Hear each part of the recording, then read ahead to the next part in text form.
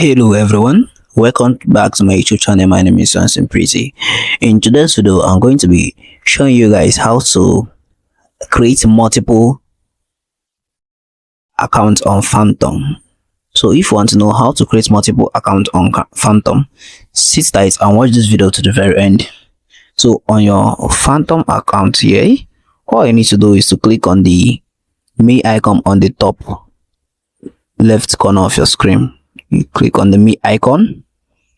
Once you click on that, on the bottom of your screen you can see add stroke connect wallet. Click on add stroke connect wallet. Once you click on that, on the first option you will see is create new account. Click on create new account. Once you click on that, all you need to do here now is to add a name. Let me just use Samson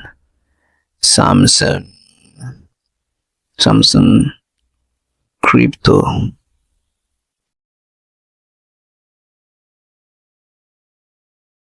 Samson Crypto and save create.